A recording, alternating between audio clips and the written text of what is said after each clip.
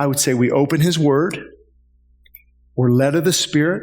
We anchor ourselves to biblical truth. You get somebody passionately pursuing God. And from that inflow of the Word and passion, from the inflow comes the outflow. And I truly believe that. I believe that verse is for a lot of people this morning. God has laid it out. How important is pursuit? Will you get out of your comfort zone?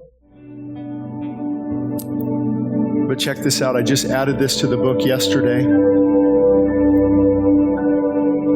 Many do not truly want revival because of the fear of what it may involve. Years ago, I prayed this, Lord, bring revival to our church. I was not ready for the response that followed. I felt impressed with these words. You don't want revival. It will ruin your schedule, your dignity, your image, and your reputation as a person who is well-balanced. Men will weep throughout the congregation. Women will wail because of the travail of their own soul. Young adults will cry like children at the magnitude of their sin. With the strength of my presence, the worship team will cease playing. Time will seem to stand still. You won't be able to preach because of the emotions flooding through your soul. You'll struggle to find words, but only find tears. Even the most dignified and reserved among you will be broken and humbled as little children. The proud and self-righteous will not be able to stand in my presence. The doubter and unbeliever will either run for fear or fall on their knees and worship me. There can be no middle ground. The church will never be the same again. Do you truly want revival?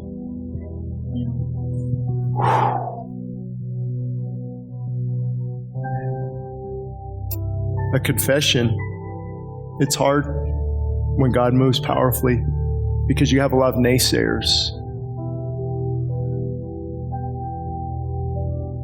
Worship's too emotional. It's brainwashing. Well, if this is brainwashing, wash me head to toe. Wash me in your word. The problem is they're not worshipers. So they're not engaged. It's easy to open the Bible and read it, but worship engages the heart.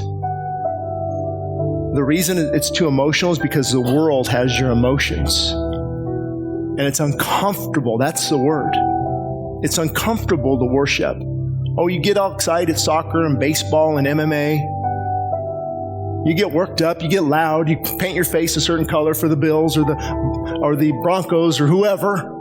But when it comes to church, I would actually say that's emotional what you're doing. That's purely emotional. This is a heart ablaze for God and His glory. So again, I don't want to miss this opportunity because I know there's a lot of people, and if you don't know the Lord, if you're struggling, prayer team, you guys can make your way next door, and we'll come get some of you if we need some help praying. You form a line if we need to, but some of you can just stay here where you're at because, Madeline, that was a great song. Break every chain. Break every chain. God, we break this chain, but often in order to break it, you have to repent of it. Lord, break this from my life. Are you willing to give it up? Are you willing to get a flip phone maybe? If that's taking you out, oh, that's crazy, man. How bad do you want it? Not bad enough. Because a person who is desperate for God will do whatever it takes. I just pulled up this morning a thought of you guys, I'm not going to go into detail. People might be listening. But over the course, and this also really wore me down, is people coming. Some of them have been up here. They're divorced in this church. I want to grab the men and say, do you know all you have to do is humble yourself and say, I've been wrong. I'm going to pursue God, and if you want to keep up. That might take some time. They're not going to believe that right away. But you need to humble yourself and lead the way. That's all. I want to shake him and grab him. I pray to God it'll run into him at Costco because I'm going to let him have it. Do it. Just humble yourself.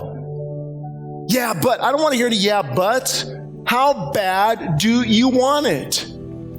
Happens the same thing with our pursuit of God. We don't want it bad enough to remove the things that are taking us down and taking us out.